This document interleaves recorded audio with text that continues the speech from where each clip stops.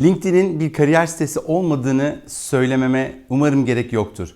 Bu ağın değeri iş dünyası ve uzmanlık odaklı çevrenizle her seviyede meslektaşınızla bağ kurmaktır. İş dünyasında LinkedIn'le Networking kitabımda paylaştığım 2006 yılından beri önce kullanıcısı sonra da eğitmeni olduğum LinkedIn deneyimlerim arasından önceliklendirdiğim networking tiyolarına hazırsanız başlayalım.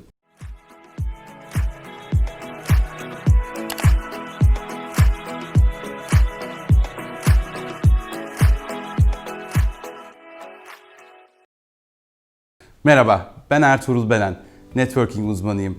Deniz Akademi YouTube kanalında LinkedIn ile networking konusunda bazı püf noktalar paylaşacağım. Daha önceki videolarda asansör konuşmasının nasıl yapılması gerektiğini ve networking ve değer ağını anlattım. Bu videoda ise LinkedIn ile networking ağını nasıl daha etkili yönetilebileceği ile ilgili 12 tane tüyo paylaşacağım. 1.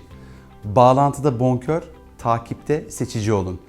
LinkedIn'de bağlantıda olmak ve birinin güncellemelerini takip etmek aslında iki ayrı konu.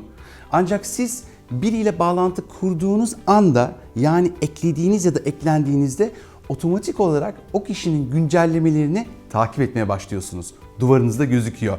Yani beğendikleri, yorumları, paylaşımları hepsini görebiliyorsunuz. Halbuki daha sonra ilgilenmediğiniz paylaşımları duvarınızda görmemek sizin elinizde.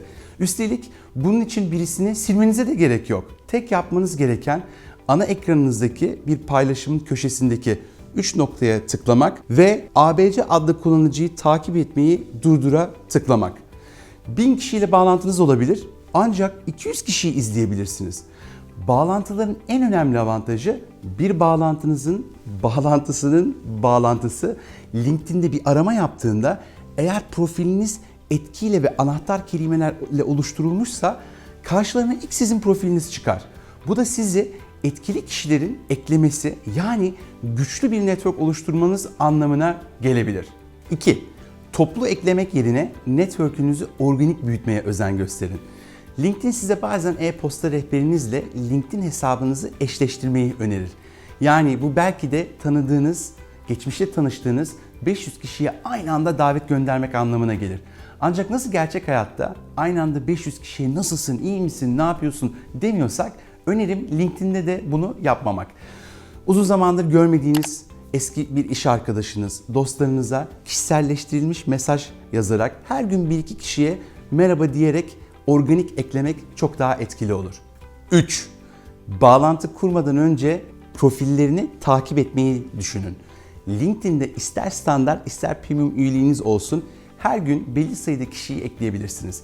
Ancak bir diğer etkili yaklaşım da eklemeden önce tanışmak istediğiniz birini profilini takibe almaktır. Birini takip etmeye başladığınızda ana sayfanızda onun güncellemelerini görmeye başlarsınız. Böylelikle güncel bir paylaşım üzerinden bağ kurmak da etkili bir yaklaşım olur. Ayrıca mesela enerji sektörüyle ilgilendiğinizi varsayalım. Enerji sektöründeki en önemli 30 şirketin kurumsal hesabı ve kritik yöneticilerini bir akşamda takibe alıp ertesi gün duvarınızda tam da ilgilendiğiniz haberleri almaya başlayabilir ve odaklı çevrenizi inşa edebilirsiniz. 4. Eklerken neden eklediğinizi yazın. Diğer bir önemli LinkedIn tüyosu, lütfen birini eklerken mesajınızı özelleştirin. Bir cümle dahi olsa neden eklediğinizi yazın. Mesela, merhaba Yavuz Bey, İnsan Kaynakları bölümü öğrencisiyim. LinkedIn paylaşımlarınızı takip etmek ve sizinle bağlantıda olmaktan onur duyarım. Saygılarımla. Kim buna hayır diyebilir ki? 5. Gruplarda aktif olun. Mesleki ve ilgi alanı odaklı LinkedIn'de birçok grup bulunuyor. Bunları arama çubuğundan araştırabilir ve neden o gruba katılmak istediğinizi grup moderatörüne yazarak dahil olabilirsiniz. Önerim bir gruba dahil olur olmaz paylaşımlara başlamak yerine bir süre akışı, yazılanları gözlemlemeniz yönünde olurdu. Grupların önemli bir özelliğini daha sizinle paylaşıyorum. Hazır mısınız? Grup içerisindeki üyelere bağlantınız olmadan da mesaj atabiliyorsunuz. Yani premium hesabınız olmadan da grup içerisinden istediğiniz herkesle mesajlaşabiliyorsunuz. 6. Cep telefonunuz, kartvizitlik ve adres rehberinizdeki temaslarınızla LinkedIn'deki bağlantılarınızın senkronize olduğuna emin olun. Herkesi mutlaka ekleyin demiyorum. Ancak Birçok kişi gerçek temaslarının ne kadarı LinkedIn'de var diye baktığında şaşırıyorlar. %50'sinden fazlasının orada olmadığını fark ediyorlar. LinkedIn temaslarını biraz çevrelerinin inisiyatifine bırakmışlar. Siz böyle olmayın. Güncel çevreniz LinkedIn'de de bağlantılarınız olsun ki haberlerini düzenli alın ve yeniden temasa geçmek için değerli bir alanınız olsun. 7. LinkedIn'i gerçek hayatta senkronize, yani hibrit kullanın. Bir makale, dergide bir röportaj okuduğunuzda ya da online bir konuşma dinlediğinizde ya acaba bu kimmiş deyin ve LinkedIn profillerine lütfen bakın. Ve aldığınız bilgi için faydalandığınız konularla ilgili teşekkür eden bir e-posta yazabilir, geri bildirim verebilir ve onlarla bağ kurabilirsiniz. 8. Sizinle ortak konuları ve değerleri olan insanları arama çubuğundan araştırın. Anlamlı bağ kurun. Hatta alarm oluşturun. LinkedIn arama çubuğuna mesela yapay zeka yazdığınızda profilinde bu iki kelimenin geçtiği herkesi sonuçlarda görebiliyorsunuz. Bir örnek vermek gerekirse sizinle aynı üniversiteye gitmiş, profilinde yapay zeka yazan kişileri görebiliyorsunuz sonuçlarda.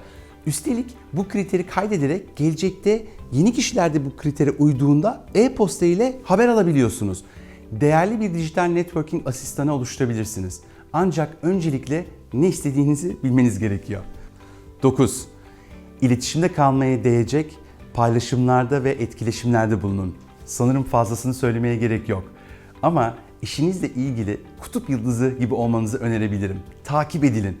Deneyimlerimden çevrem için değer üreterek network geliştirmenin herkese fayda sağladığını gördüm. LinkedIn bunun için harika bir platform. 10. LinkedIn bağlantılarınızı dışarı aktarın. Yanlış duymadınız. Excel'e aktarabiliyor ve analiz edebiliyorsunuz.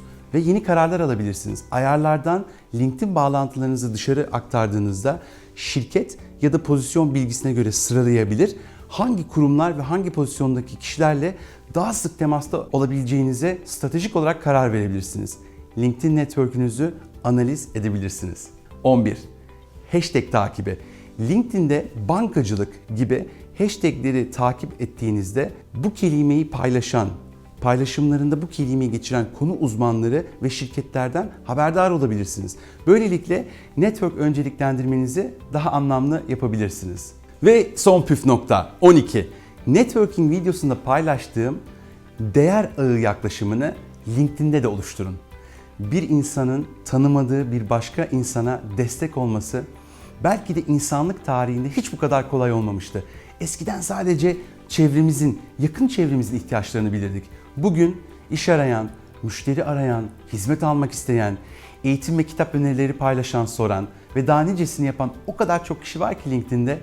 Ancak destekleşme ve verme bakış açımız olmadan LinkedIn'de sadece iletişim seviyesinde kalırız. Oysa etkileşim ve işbirliği seviyesinde geçmek için çaba sarf etmeliyiz. Bir network'ü güçlü kılan da budur. LinkedIn ile networking püf noktalarını az önce dinlediniz.